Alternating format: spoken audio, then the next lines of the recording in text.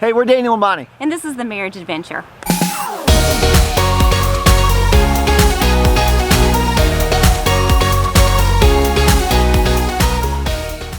So we are still in the middle of social distancing and, and we're doing okay.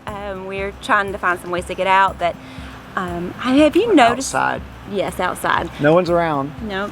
Have you noticed that the more that you watch the news or the more that you get on social media, the more negative things that you begin to take in and that you see, and the things that you see people posting that are negative, the more negative you become? Well, maybe that's just me, but I've seen that I have to kind of distance myself from those sources, and it kind of makes sense because in Proverbs 18:21 it says that the tongue has the power of life and death. And what that means is the things that I speak or the things that I write can either breathe life into people or they can speak death into people. And we've noticed that that's also true in our relationship and in our marriage. And it's kind of tough when you begin to discourage each other with your words, and that's the tone that you've set in your relationship.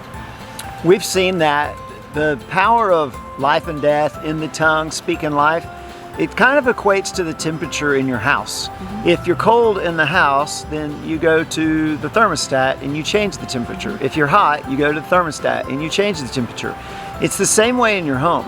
If it's mean in your home, if people are talking mean to each other, talking down to each other, not breathing life to each other, there's a reason. Mm-hmm.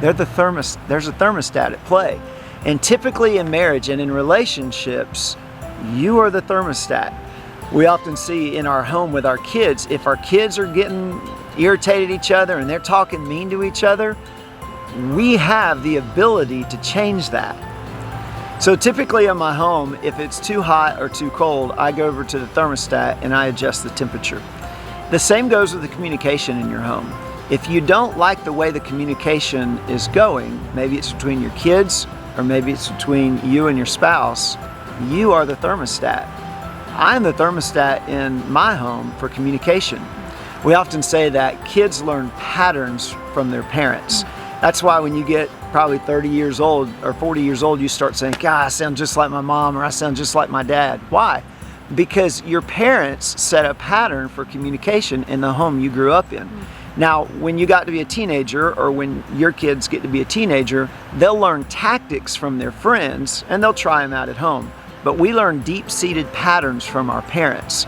And that's why it's scary when you look at your kids and the way they talk to each other, that's probably the way they're going to talk to their spouse one day. So we have the opportunity to set that thermostat in our home, and it begins with the married couple. So if you don't like the temperature, how do you change it? Mm-hmm. What are some things that you can do to be able to adjust that and begin to speak life into each other and into your family rather than to breathe death, and use your words effectively to show love to each other? So step number one is this. You have to recognize the problem.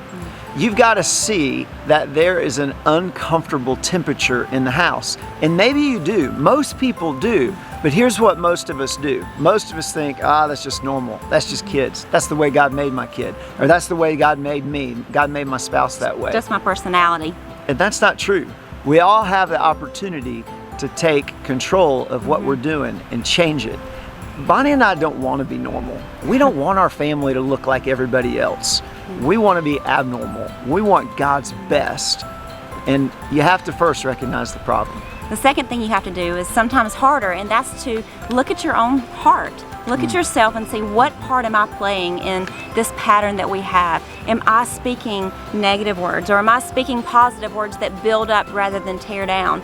And if you're not sure, ask God to show you. Ask Him to reveal your heart to you. And then if you see you're the problem, ask Him to help you change. It's really hard, but it's really effective if you can be the one to look at your own self and say, okay, where's my part? What is my part to play in this? The third thing you have to do is you have to capture the quarter second. And what do I mean by that? They say that there's a quarter second between the time a stimulus, an emotional stimulus, hits your brain and when it hits your brain and when your body responds to it. There's a quarter second there. And what we have to do is we have to capture that quarter second. Our emotions are processed in a part of our brain called the amygdala.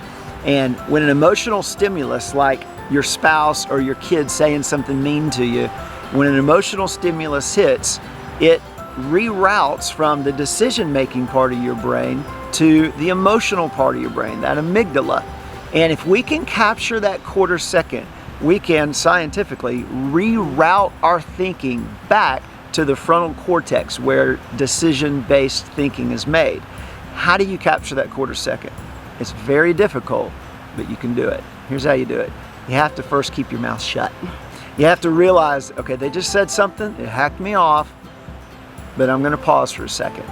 And if you can stretch that quarter second out to about 6 seconds, you stand a great chance of responding correctly. Now, how do you stretch it out to 6 seconds? It's hard enough to grasp it.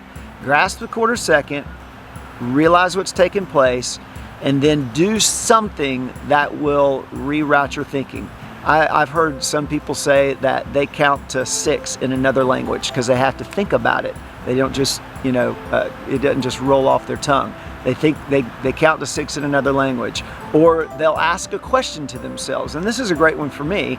I kind of survey the landscape of what's going on. If she said something that it's hurt me, I'm able to grasp that quarter second and I say, okay, what's going on here?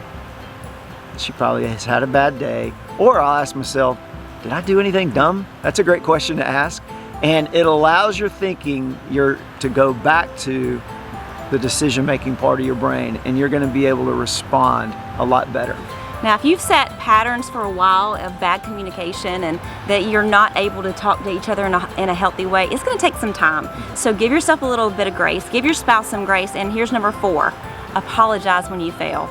That's really tough. I'm sorry, that's it for me, I'm out. It's hard because we don't want to take responsibility sometimes when we've said something, because we have this tendency to go in full-on fight mode and we want to win. But if we're gonna be able to reestablish healthy communication, are you coming back? Are you sorry? I'm sorry, come back.